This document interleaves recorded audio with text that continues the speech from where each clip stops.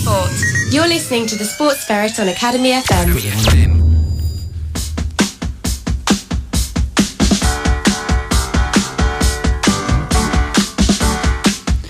Good morning, sport lovers of Folkestone. This is Kevin Daly on Academy 105.9 FM on my very last show. If you haven't heard the last of me, though, I'll be handing over to the Jetway Sports Trust in time. So today, we're just going to let it roll today. I've got no script. It's been nice. I've almost had a week off. I've got no scripts, no reports. We're just going to go with the flow and see pops in. It's been a great 18-month journey, and I've met some unbelievably committed people who've come through this studio. And I was jotting down a list of some of the clubs that have been in the reign of the Sports Ferret.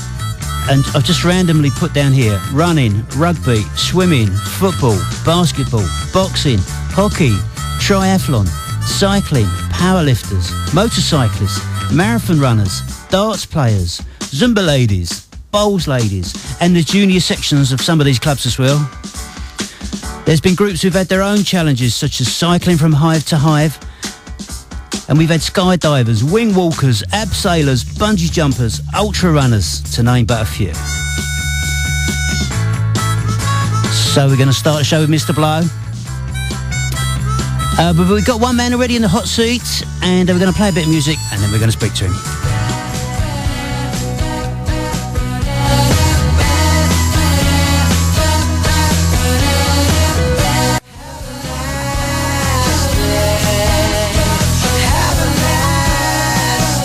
Have a nice day. That's what we're going to do today. It's going to be a cracking day, and we're all going to pop up to Radnor Park later on and join in the Family Fun Day. See Wayne up there. I want to thank Wayne for such a manic show before us. And it's great he's getting the youngsters of the town involved. And we've seen just week by week how much confidence they're getting out of it.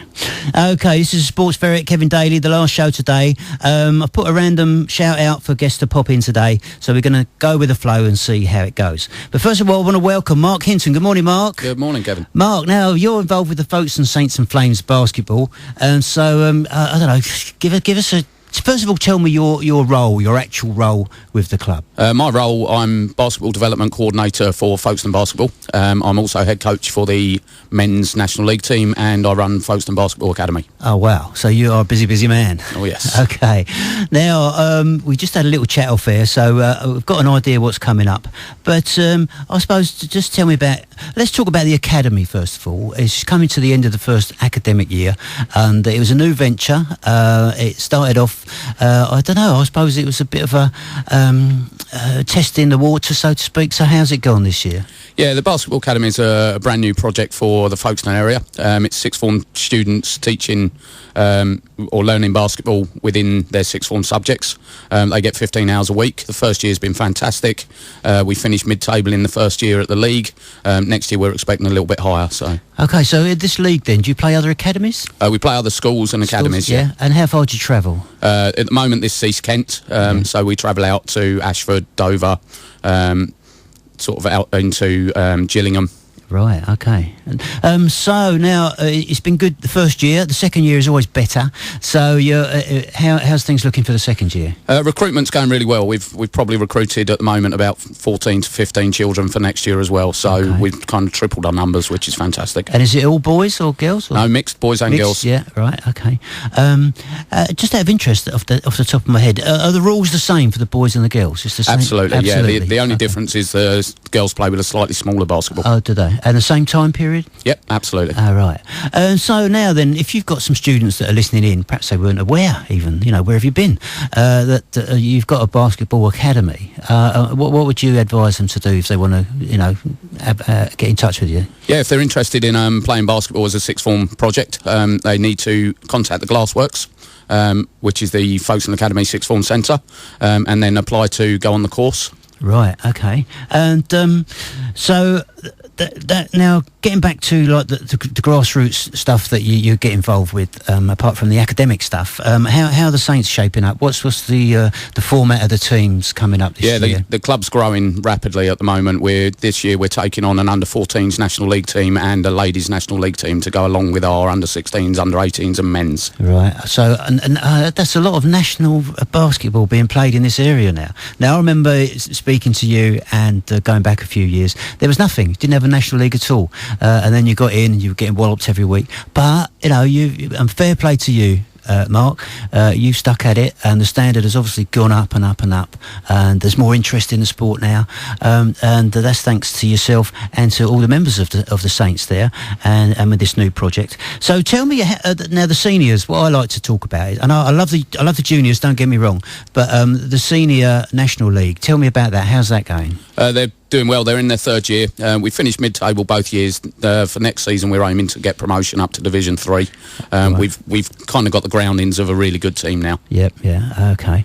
And now when we say National League, I mean, how far do you travel? I know you guys go up into Hertfordshire and Wembley and places like that. Yeah, we could travel up, well, as far as Manchester if we went through cup competitions and things like that all over the country, really.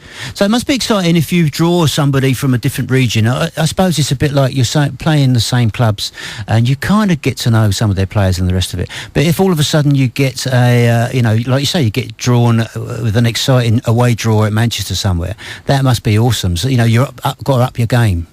Yeah, definitely. There's in the north of England, there's a much higher level of basketball. Participation numbers are bigger, so the competition is a lot higher. Right, and we've also noticed, I mean, down here for sport, let's face it, we say in most of the sports down here, we are a bit of a backwater. We've only got like 3 ways to go. We you know, if we go one way, we'll end up in the Channel. So and the population isn't so dense as say the Medway. So do you find that you're suffering, or are you attracting players from Medway down here? We do attract them. We have kids come to our club from different areas, Maidstone, Newhouse, Sittingbourne. Yep. Places like that, as well as Dover, Canterbury. Oh, great, yeah, brilliant.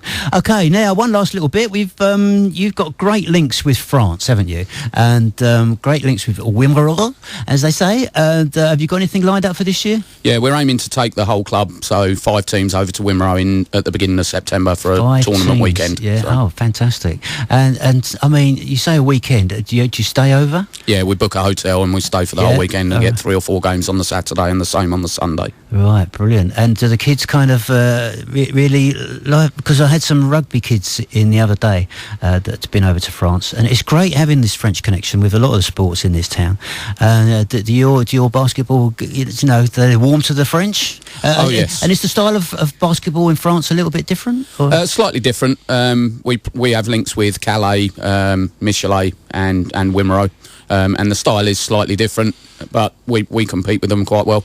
Good, brilliant. Mark, thank you so much for popping in. Now, you're a man that I do admire because you have stuck with basketball. You know, a few years ago, all we thought of, to be honest, in this area was like the Harlem Globetrotters. You know, think of basketball and you think of exhibition teams and stuff like that.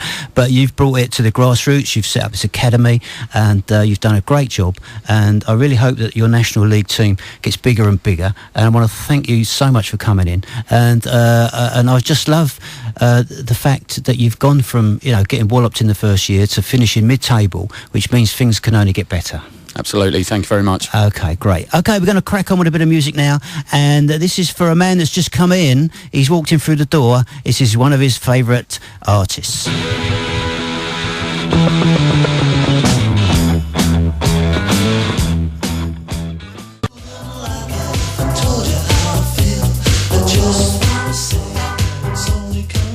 That's a bit of locomotion there with OMD. We can just keep that rocking and rolling in the background because we've got some great guests in here, and I want to give them as much airtime as I can. So now we're joined now by Terry Hardy. Hello, Terry. Hello, Kev. How's things, mate? Oh, very well, thank you. Yeah, great. Looking well. Thanks for popping in. Now, we've got 2 hats on today for yourself. We've got Folkestone Invicta and the girls from Cheriton Bowls Club. Yeah, still having some great success. Absolutely fantastic. Brilliant. So let's start with Invicta. It's a sort of in-between time. We've had a great season.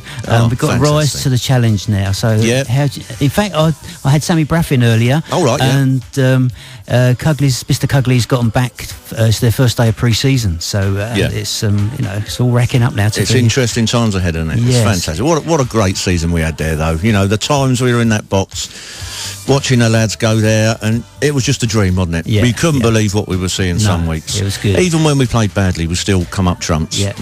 It was a team and a club that had you worried, a bit like watching England at person. It's like it wasn't as bad as England. No, I know. It was always worried in the first half, but we came better. We came good in the second half, didn't we? Oh yeah, you use that old sort of phrase, don't you? Second half team, but some of the second half performances of our team this year was absolutely magnificent, outstanding stuff.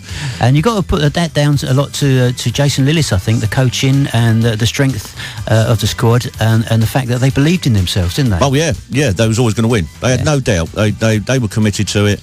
Jason's done a great job there. But the old stalwart, Mr. Cugley. Well, what can you say? What can you say? And what a great year it's been for him, hasn't it? He's been recognised by the non-league paper, the non-league fraternity. Yeah, it's been really, really good. Yeah, absolutely fantastic season. What can we expect this year, do you think? Well, it's going to be hard, isn't it? We know it's going to be hard. We've seen some of these teams that have come down from the Premier Division. They have to up the game. You can't just keep relying on second halves all the time. It's got to be a full 90 minutes. Yeah. I'm hopeful that we're going to sign a couple of quality players where we need them in the middle midfield, perhaps where we need that bit of bite, because of course we're going to miss Mev this year. Yes. But I'm sure they've got something in hand that we don't know about. I'm sure stuff's going on behind the scenes. I think you're right. I think the cards are kind of close to the chest at the moment. Oh yeah. Sammy's gone up there with his camera today, and I think he doesn't know. But he's kind of hoping there might be a few new faces up there. Yeah, there might be a bit of news up there. Well, I noticed you got your boots with you today, Ferret, so you never know. You might be up there. We'll have a picture of you in the Invicta Strip. We could be on the bench next year. You never know. Okay, now let's switch from one sport you love, we've got a passion for, to another sport which you've also got a great interest, the bowls. Yeah. Now, tell us about your role in the bowls and just tell us what's going on at the club up there. Yeah, I'm certainly, as you're probably aware, bowls is played indoors and outdoors. Outdoors, obviously, in the summer, indoors during the winter. I'm a qualified level 2 coach now, so I take anything from youngsters through to 70, 80-year-olds to teach them the basics of this fantastic game called bowls that I myself have only been involved in 6 years, and I've got to say, what a game it is. I know I'll keep trying to tempt you over there. I know, I must get over there. This year you do get now over I've got there. a bit more time on my hands, actually, and my Saturday mornings are free. The only trouble is, what you'll find is you'll get addicted to it and you'll spend more time bowling than you ever did on this radio show. So, but yeah, it's been great. I coach, I play, I love the game. If anybody out there has never tried it, come along and try it. It's fantastic. We're currently recruiting at Cheriton Bowls Club this summer. We're in Weymouth Road. Come along anytime, make contact with someone, and they'll put them in contact with myself, and we can start teaching people this wonderful game. Right. So you've got this success story that I love talking about on the radio. Yeah. We had them in the studio, the 4 girls, Leah, Rosina, Anna and Stacey. Yeah, that's right. Yeah. And they've just gone from strength to strength. Absolutely amazing. I mean, if you remember when they came in, I mean, they were 4 very shy girls, and we had a lovely hour with them. And Stacey was the spokesperson. But they've just gone. There's no stopping them, is there? No. Tell us what they're up to. It's absolutely amazing. Last year, obviously, they had great success. They were not only the Shepway champions, they were the county champions. This is as playing as a foursome, and they got through to the national finals where they reached the last 8, which for a couple of 18-year-olds and a couple of 21-year-olds all playing at the same club at Cheriton and indoors in the winter at Folkestone was a massive achievement for each and every one of them. It's funny to have 4. Sort of the odd one club, absolutely. But to have 4 of them, Yeah, I mean, any club would love to have these youngsters coming through. And in fact, last night I was bowling over the club, and there's a little lad called Daniel now. He's just joined the club, and he's something like 8 or 9. And he bowled on my side last night, and wow, He's going to be something for the future. Yeah. So keep your name out. Daniel Bajent, his name is. Right. And he's going to be good, trust me. Right, excellent. Now, the girls, I did ask them to come in, but they're all very busy. They've got better things to do. They're representing Kent today. Yeah, down in Hampshire today, all of them down there. So, they're off there. And that's the problem, isn't it? With any sport, the higher level you play, the more you have to travel. Yes. It's as simple as that. But fortunately, they've got a good family network around them. And, they're never struggling to travel now because the parents, grandparents, everybody, mucks in. Incidentally, they all play at the bowls club as well. The parents and grandparents, they muck in and do all the help them out with their travelling and everything. Yeah, now I saw, I think it was two of them, I can't remember which two, but two played, they had two games representing Kent last weekend. One was in Cambridge, I believe, and then the other one was, I don't know, another county. Yeah. It's amazing, yeah. And it's quite a cliche really, but each individually, they're such really nice girls. Yeah. It's very difficult for youngsters sometimes when they have such great success, it goes to their head a bit and they suddenly start, getting a bit fractious and a bit sort of uptight about things. But these girls are not like that. No, they love playing bowls. They give it their best and they're great sportsmen. Yeah, they are brilliant. And I just want to recap to everybody this lovely little story. If ever there was a story in the last 18 months, a Sportsferrets story that I've loved, and I love talking about this, it's this one. We had a youngster called Leah Bamford. Good morning, Leah. Thanks for the text this morning. Now, she came in, she's very shy, and I asked her, how did you start bowling? And she said, well, I was just looking over the fence and I thought I'd like to have a go. And so very shy girl, so really out of her comfort zone at the time, goes into the club, asks if she could have a go. And over a period of time, she now represents England. So that is a fantastic story. What do you make of that, Terry? Oh, it's brilliant. And Leah's such a lovely girl. She really is. Her father mentioned a few weeks ago about playing in a little tournament with Leah, and we played over at Bourton, I think it was, up near Canterbury in this tournament. Leah and I just mixed pairs, and it was just really, really good. And to play with somebody of Leah's quality and ability was just absolutely amazing. We come joint third, not bad for us. But it was a really good day, and Leah is, all of them are just such really nice girls, and they're a real credit. Not only to our club at Cheriton Bowls Club, to the Folkestone Indoor Club, to Shepway themselves, to the county, but to bowls nationally. They're, the amount of people who are in awe of these girls because of their ability and their attitude and everything. Everybody says it. They can't all be wrong. We go up every year to a place called Potters in Norfolk, which is a bowls. Like a bowls holiday centre, and last year we went up there, and of course, who won the tournament? The four girls. Yeah, brilliant. It was amazing in the final when the amount of people who stayed and watched the final, and they won it, of course, and the applause, the emotion, everything about it was fantastic. Everybody loves these girls, as do we. Right, Terry, I'm sorry to stop you there. This could be a whole day show, really, this one, because we've got more guests coming in. And but I want to thank you for everything that you do, actually, up at Invicta.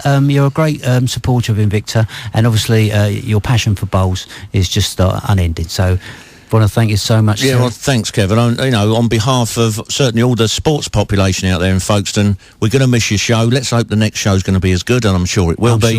But I shall certainly miss you, and I'm sure many out in Folkestone. Well, I'd like to say, personally, thanks very much for providing the people of Folkestone with a great show. Thank you, mate. Thank you, Terry. OK, we're going to go back to 1985 now, and everybody wants to rule the world. The Saturday Sports Show, brought to you by the Natural Health Centre in Folkestone, one of the biggest multi-therapy centres in the area. 105.9 Academy FM. 105.9 Academy FM. Saturday Sports. You're listening to the Sports Ferret on Academy FM. Academy FM.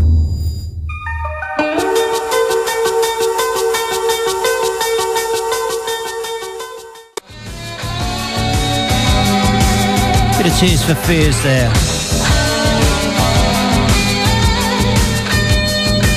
Do you remember that? Everyone Rules the World. Terry reminded me that was kind of the theme song when the running boom really kicked off. And we all had T-shirts and we used to run around the hills and raise loads of money for charity. OK, moving on. We've still got some more to get through. Now, I'm joined now by Dan and Adam from the Folkestone Cycling Club. Morning, fellas. Morning, all. Good morning. Now, you both got your cycling kit on, so have you been out? Let's start with you, Adam. Have you been out for your bike ride or are you on your way? Oh, no, we've just come back from a bike ride. Right. We've just done a 35-mile ride, going Aldington, Bilsington and back around here. Oh, right. So that's great. So that's a nice little start for today. You've been lucky with the weather? Yes, I think so, because it's just trying to cloud over again, isn't it? Yeah, OK. Right, Dan, Cycling Club, how's that going? Tell us about the Cycling Club. Yeah, it's really good.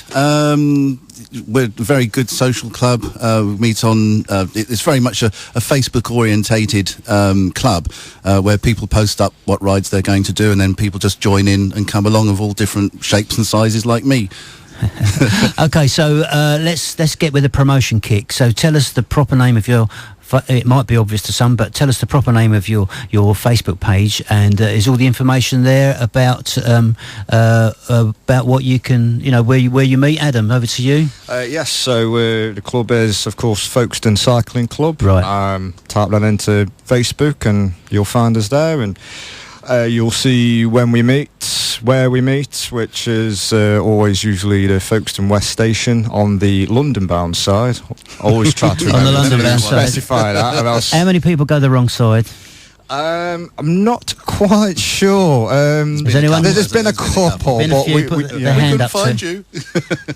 Right. So, Adam, now tell us. It's kind of summer season, if you like. We've got the Tour de France coming up, which probably infuse a lot more people to get back on the bike. But have you got any plans? Any special bike rides coming up yourself? Anything you're training for? We've been training for the Marsh 50 over the last couple of months.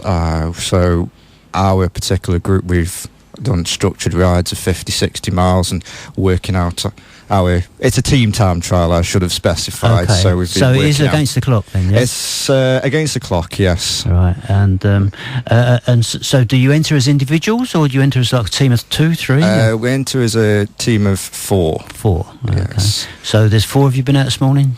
No, not this morning. No, half the team, 50% of the team. Yeah, there's a few missing applicants this morning. Right. Okay. So he's got a bit of practice to do.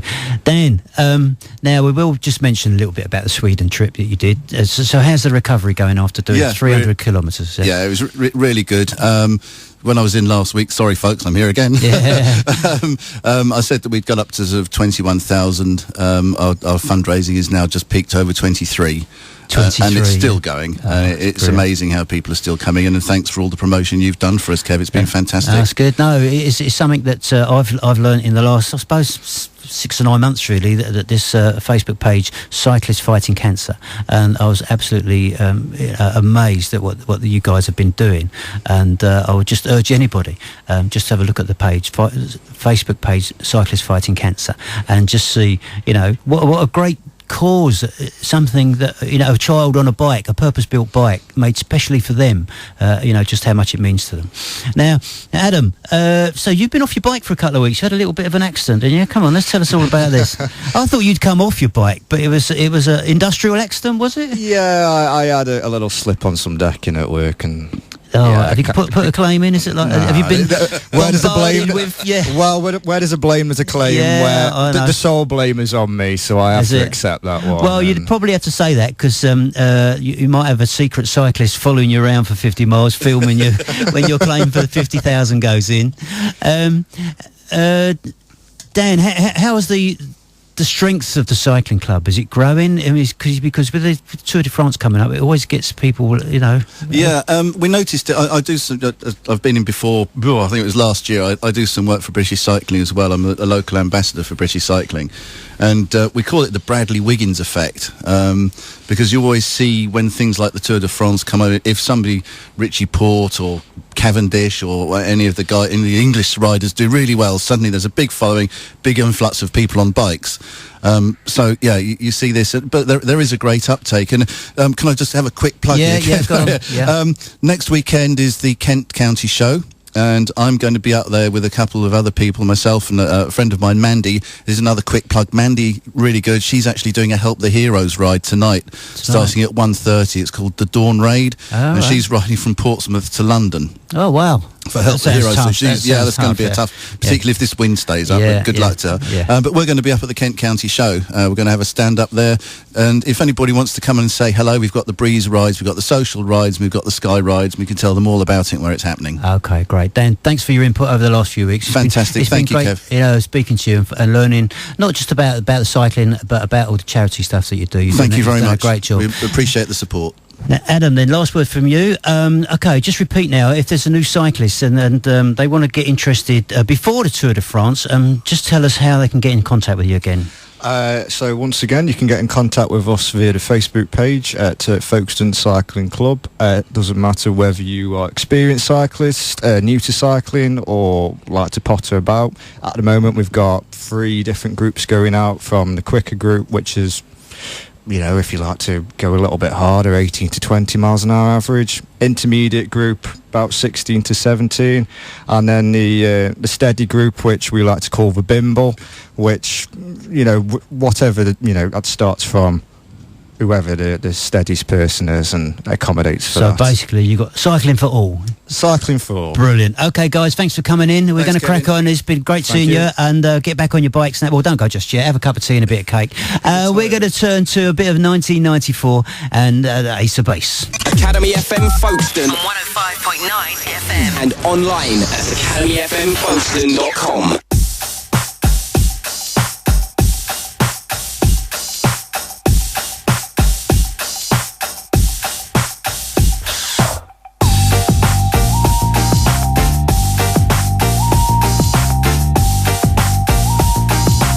Let's not mess about. Let's bring in Liu Batchelor. Liu, good morning, Liu. How are you? I'm very good, thank you. Now, then, just quickly recap. You did a fantastic thing in the summer. Just briefly tell our listeners what you did. 100 sports in? 100 days. 100 days.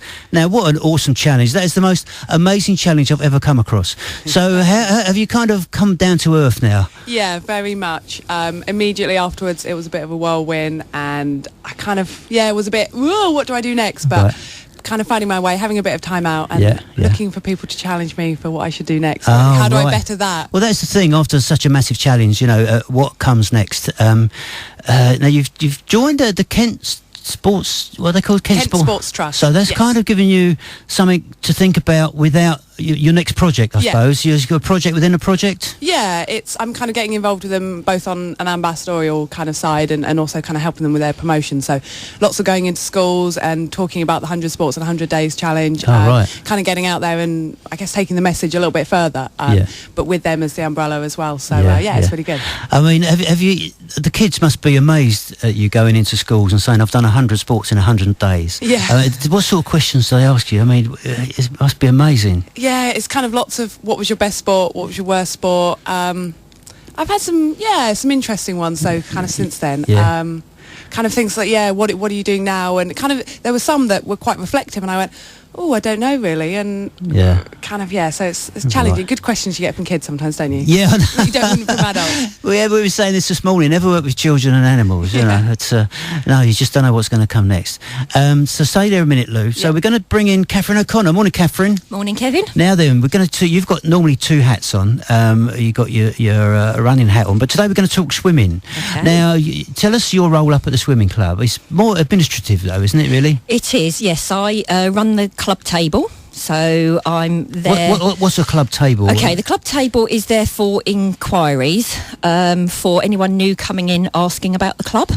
So I'm there on a Monday and a Friday evening at the sports centre, but I'm also there for all our swimmers and runners for buying kit, inquiries, problems, anything that comes my way. So, I mean, so you get all the notes from the mum. You know, so I can't go into swimming. I've got a bad ankle, all that sort of thing. Yeah. Okay. All that and all the sort of stuff. I bet you got a box full of like swimming caps underneath because they forget all their caps. Absolutely, I've got a huge box of fins and kickboards and things that all the kids leave behind that I have to then get them back to them somehow. Okay. So now in the pool, how's it going in the pool?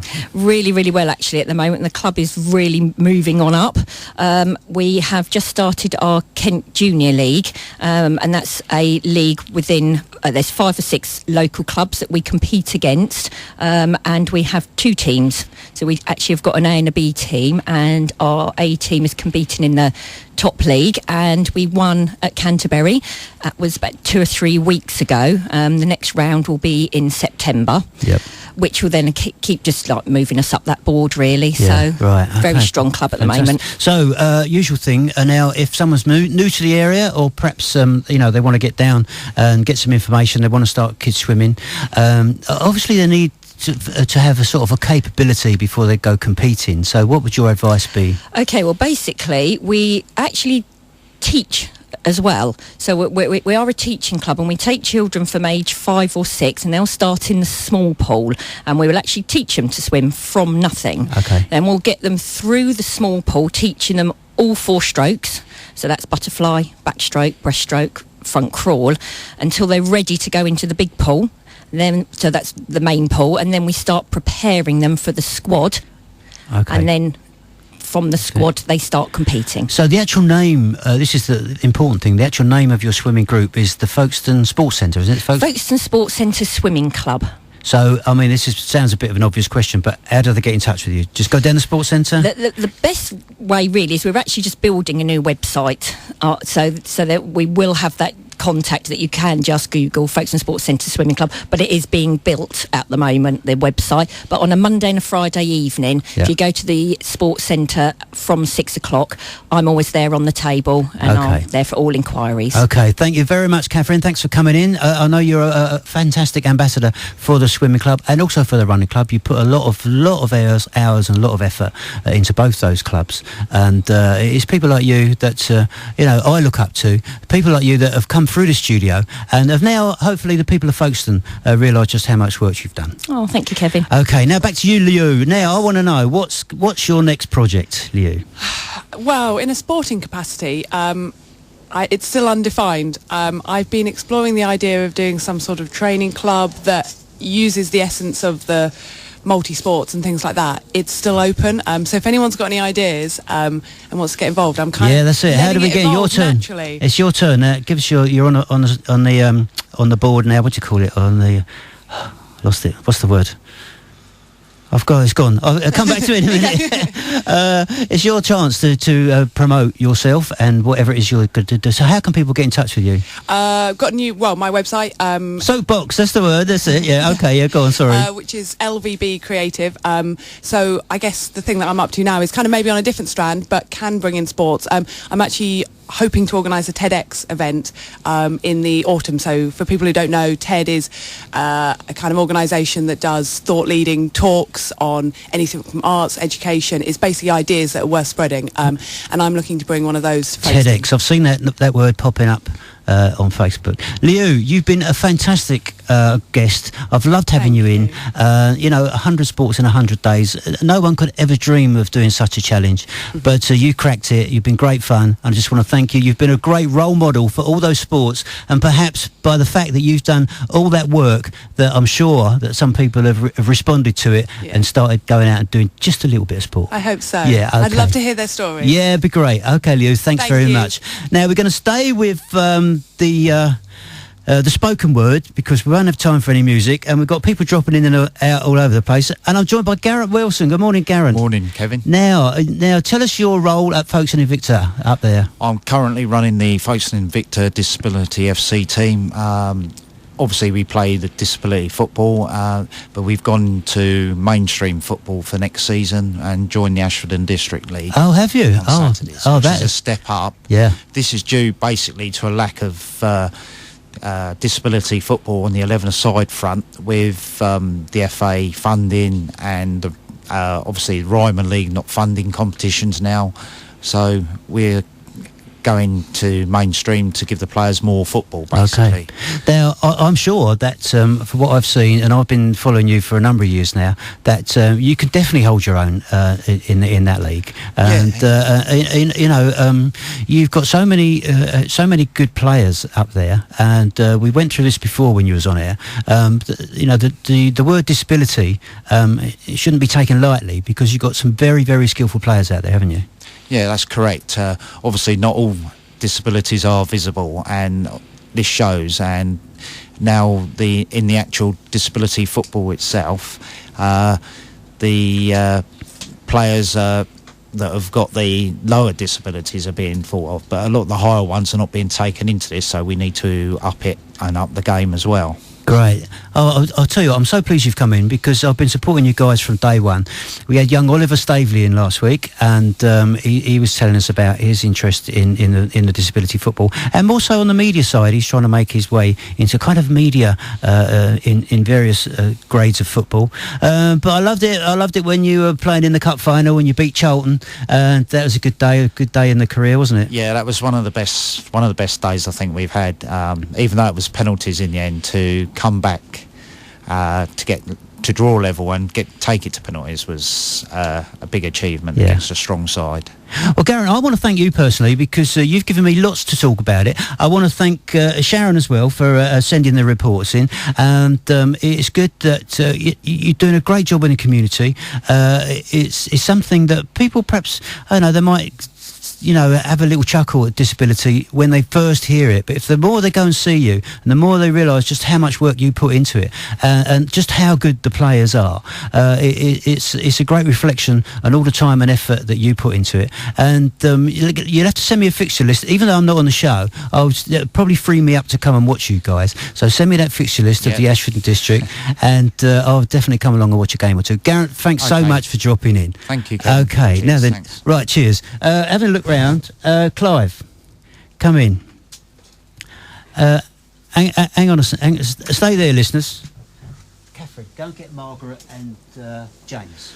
Right, sorry, we are running out of time, so we've got the door open. Clive, how are you? I'm all right, Kevin. How are you? Okay, so now, Clive, with your head on of the ultra marathon man, how are you recovering from your 15-mile jaunt for the Cliff Top Challenge? Yeah, it's fine actually. I found it more of a challenge than I expected, to be honest. I wasn't really trained up for 15 miles, but I've forgotten how difficult it was to run along the cliff. The cliff top as well, but I did it. It was a great reception in the end, which was fantastic. Okay, now do you know? Really good. Do you know? Or I might have to tell you this. Do you know how much Chantel made last week? I saw Have you heard? a paper clipping, something like 27,000. Yeah, it was £17,500.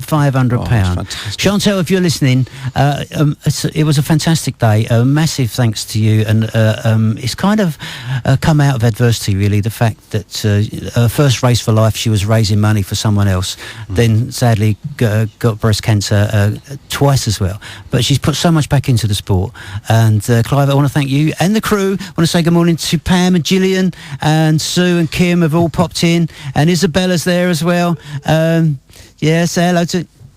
Yeah, they're all waving in the background. Clive, I'm just going to ask you to vacate the spot now, because we've got James. Come in, James. Hello, James. Thanks for popping in. Obviously, Barry didn't send you the email. I know. What a letdown, eh? Okay. Now, James, you're part of the Shetway Sports Trust, and we spoke quite recently about all your antics on the bike. But tell us how you might envisage this show going in the future. Yes, obviously the Shetway Sports Trust, we work with a variety of partner clubs, schools and community groups across the district, and we just want to get as many of them people in as possible, and also reach a wider audience that we haven't actually tapped into yet. So people we haven't engaged yet, it'd be great to meet them people and get them involved as well, and find out their stories and their journeys and what's going on with them. Yeah, all right, brilliant. So, but the Shetway Sports Trust has grown and grown in recent times, and now you're going to have a little go at doing a bit of presenting. Is that right? Yeah. I think we're all going to give it a bit of a go, and I know they've been in here doing some practicing and trying to reach a certain standard. You've left them a lot of pressure now, Kevin, after all these great shows. So there's a lot of pressure on the guys, but they're really putting some work into it to try and get where they want to be. Okay, well, I hope it really takes off. And as I say, listeners, although it's my last show, I will be around. I'm not leaving radio entirely. I'm just taking a sideward step. This show has got massive. I created a monster. It's too much for one person. But James, I'm sorry to rush you. I just want to say thanks for dropping in. We're going to see you and I will be doing a lot of work together in the next few weeks. So I want to have a quick word with Margaret. Good morning, Margaret. Good morning, Kevin. Now, just briefly, we've only got a few minutes left, but just tell pleased about that because I'm very nervous. Your hair looks nice. Where you been? I have been to the hairdresser. Oh, have you? As you well know, Kevin. Good job I noticed. Otherwise, I would have been here earlier. Well, I know it's radio, but we'll get some pictures of your haircut for Facebook. Okay, Margaret, what is your role in this community of sport? Wow. I'm currently chair of Folkestone Running Club. Right. I'm very proud to be chair of Folkestone Running Club. I took on the role a couple of years ago from Tina, who very capably fulfilled the role for about 10 years. Yep. So big boots to fill. I have to say, I only took on the role simply because I knew what a wonderful club it was, and I knew that I would have a great committee around me. And it's proved to be the case. I'm very, very lucky indeed. Very so the running club has grown and grown in recent years, hasn't it? With this massive junior section. We've had the juniors in here as well. So that's down to a lot of volunteers. There's a lot of good work goes on there, and you've got good links once again with the Shetway Sports Trust, as a lot of the clubs have. So if anybody that's new to the town, or have got a youngster that wants to join the running club, what do they do? How do they get in touch? Well, I think that probably the best thing to do initially would be to go to our website, which we constantly keep updated. There's all the contact details on there, details of the session times, etc.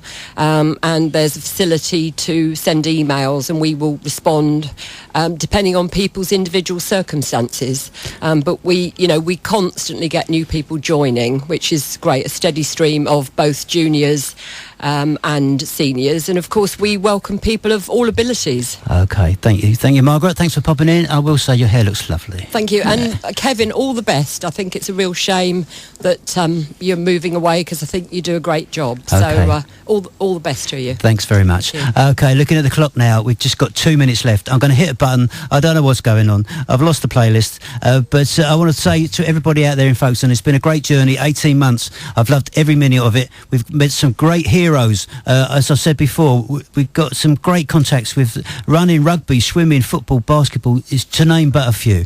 It's been a wonderful journey, and I want to thank you all for listening. So this is Kevin Daly, the Sports Ferrets, and I will be back sometime.